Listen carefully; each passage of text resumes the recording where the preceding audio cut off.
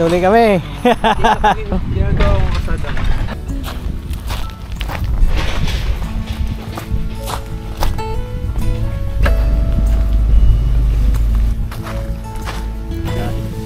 Patay na patay.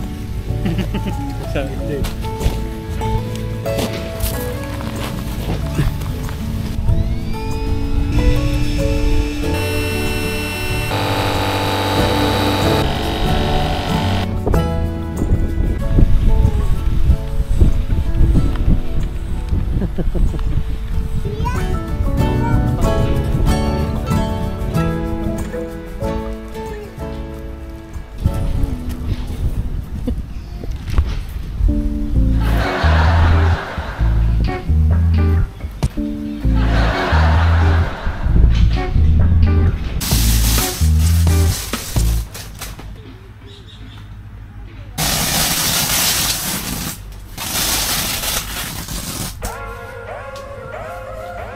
Hi! Yo! So panibagong adventure! Yes! Another day, another vlog, and another vlog is another adventure. So nandito kami ngayon sa secret spot namin, ang favorite spot namin. Ang ganda! Syempre, may dagat guys. Si Papsi nga pala, namimingwit na banda doon. Kanina pa siya doon namimingwit. And mamaya may dalawa tayong bisita na parating. Di ba, Janice? Yes. Kamaster! DJ! See you around! So, kukuha kami guys ng dahon ng saging ni Kuya Master Barjong Moto. Yan, one down. Kasi na kami. Okay na siguro ang dalawa, no? Ayan, so sa may-ari po ng saging, kumuha lang po kami ng dalawang dahon guys. Meron na kaming dahon ng saging. Mag-boodle fight kasi kami. Double fight. Ano? Double fight. Double fight. So may game dito guys, yung dalawa, si EJ at si Kamaster Vlog. Kasi Barjong, si Barjong na daw pangalan niya. Pasyutin nila doon.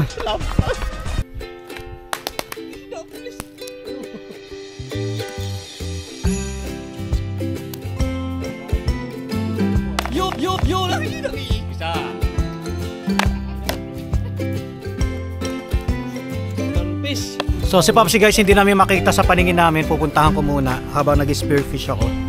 Puntahan ko siya doon. Siyempre meron ding batang maliit ditong gagaya. Papashoot din siya.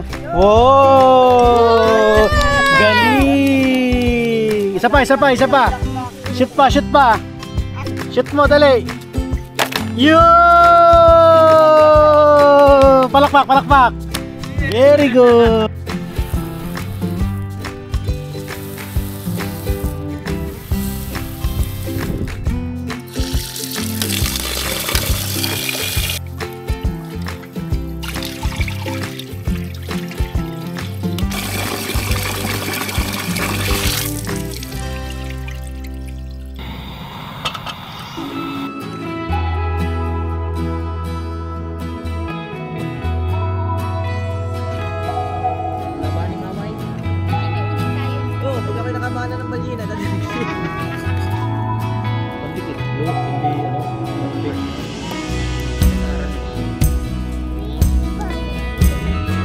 Alam nyo guys, sa buhay natin dapat kapag sa ganito tayo ay napunta, dapat ini-enjoy natin. Iniiwan natin ang ating mga problema para mas ma-enjoy natin. Napakasarap na daw guys. Ganda ng tanawin. Kaso nga lang, mas maganda siya sa aking paligid. Yahoo! Talaga naman.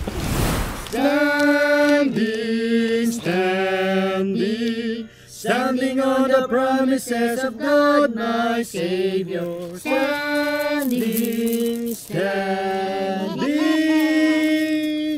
I'm standing on the promises of God.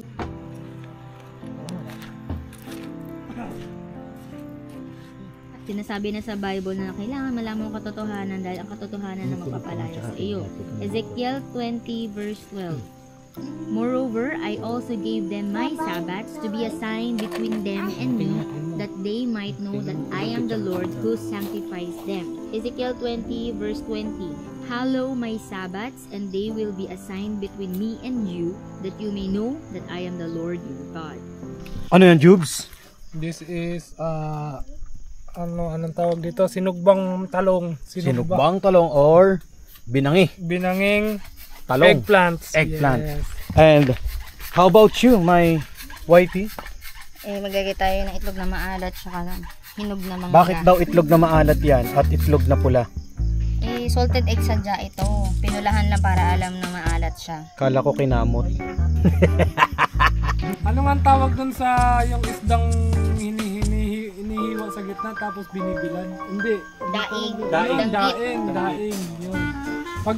Paano pagka yung isdang hiniwa tapos nahati sa gitna, naging dalawa? Ano? Tuna.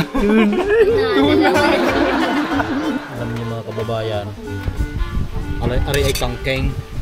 Kapatid ni Kangkeng. Akala ko King Kong. Na para sa inyo, may video lang kami, manood kayo, pag hindi, lagot kayo sa akin. Bigla kaming inulan guys. Sobrang lakas ng ulan at hangin. So dinodoble namin yung mga tarapal para hindi pasukin yung ating tent. Ayan, so sinusuportahan na nila ng tali. Inulan agad si Bagani. Pasensyahan nyo na, ako'y babagong labas sa bundok.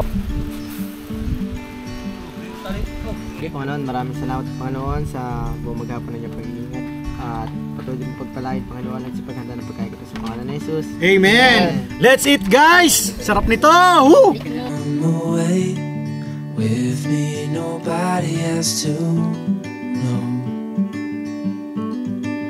where we gonna go.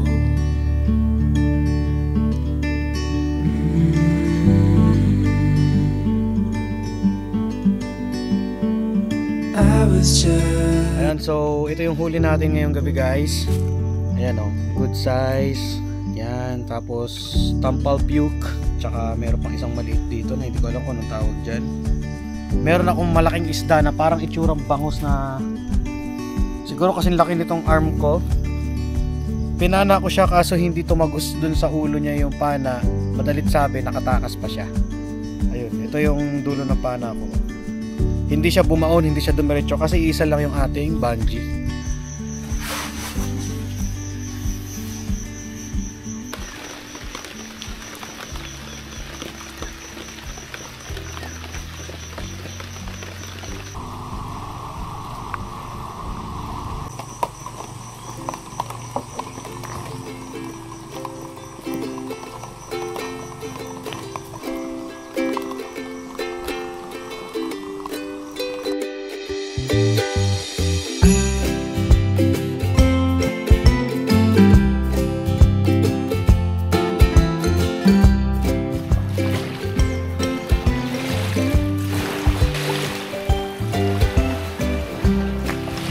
Good morning guys. So another day na naman tayo ngayong umagang ito at nandun nga pala sila Janice doon sa tent na yun. Medyo malayo lang ng konti sa camera at natutulog sila. Medyo umaambong kasi ngayon kaya masarap matulog doon sa tent.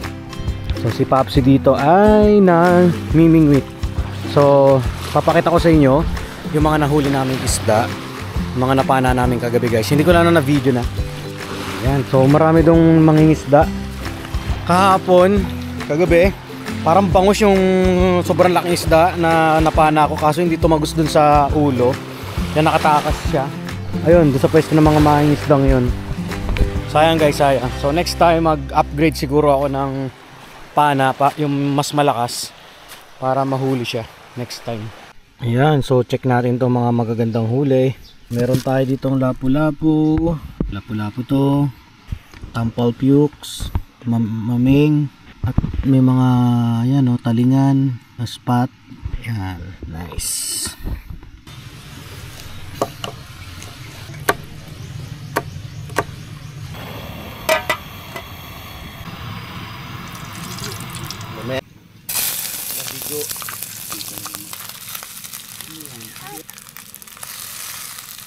Ayan guys, good morning.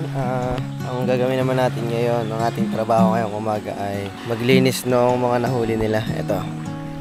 Yan. Hindi ko lang alam tawag yan sa ibang anong yan. Habang tayo naglilinis, dito tayo sa dalampasigan sa dagat kasi napakaganda ng view.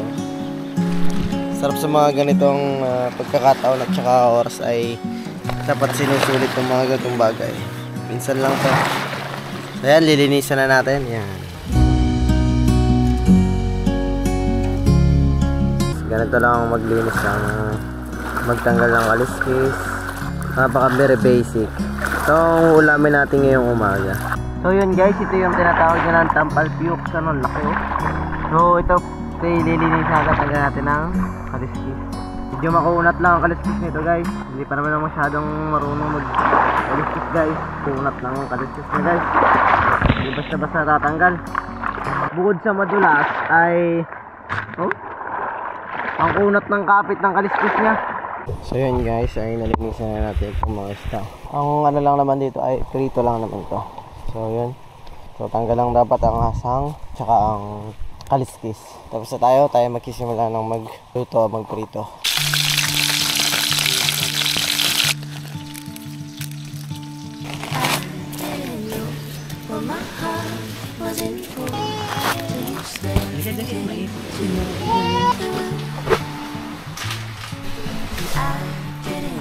So ito na yung lambat namin guys. Check namin kung may huli na tong lambat natin. Ano? Positive, negative. Negative kahit isa? Negative. Wala kaming huli guys. Ay, may isa. Tawag sa amin na red ang git. Hindi naman kami na zero. So huli lang ngayon sa lambat bago umalis. Hirap na tiklopin ng lambat. Gawa ng mga basura. Isang isda lang ang aming nakuha dito. Ang pinakamaraming namin nakuha ay halamang dagat. Yan, lilinisin natin ngayon. May starfish pa kami nakuha. Kailangan natin ibalik itong starfish sa dagat. Yan guys, so natanggal natin tong starfish. Tuloy natin sa dagat. Pero bago yun, pakita muna natin kay Asen. Asen, starfish oh! Starfish! Starfish! Nahuli sa lambat. Soli ko naman sa dagat yan. Ito guys, yung starfish natin. Nahuli sa lambat. Soli na natin. Yeah! Goodbye, starfish!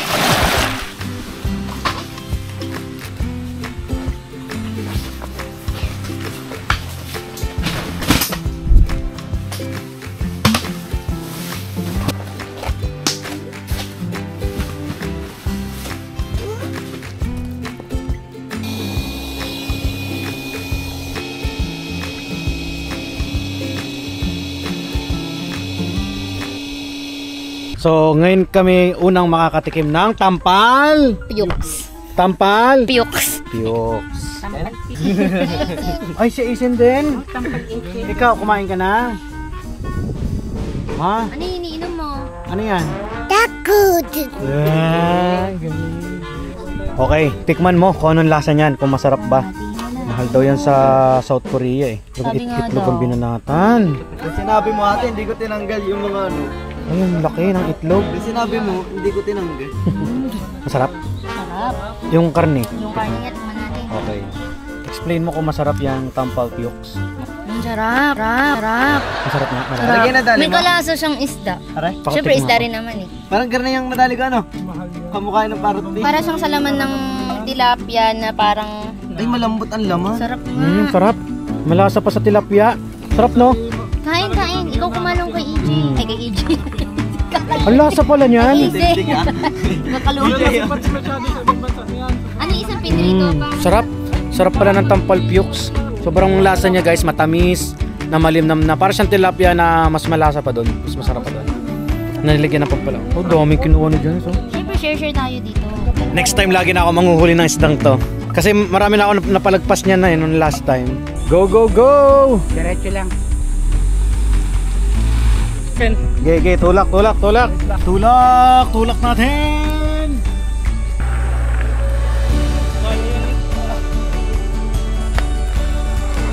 Yan na, so ilalagay ni Marjon ang padulas, pampakapit. Yan, tama. Tulak mode ulit tayo guys. Tulak na natin to. Sana okay na.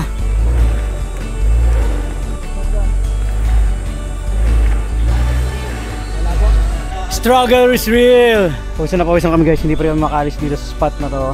So papauwi na nga pala kami ngayon. Ito si Bagani, buti kasama namin. Nagdala siya ngayon ng... Ano yan Bagani? Graba na may buhangin para makalagpas kami dito guys. Grabe, pawisan na kami. Ayan, gumawa siya ng paraan, naghanap siya, nakayapak na yan. Ayan na, naghakot na ng graba na may buhangin para lang makalagpas kami dito.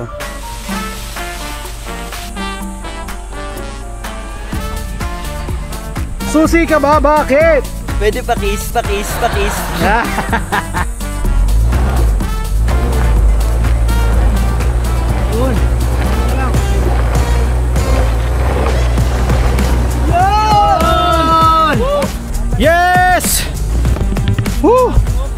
Kunti na lang. Yan, naglagyan na ng mga bato. Kakapit na. Ngayon pala kailangan ang bato. Tingnan mo yung gulong namin guys. Ang dami ng palamuti. Punong-puno na ng bato. Okay, EJ.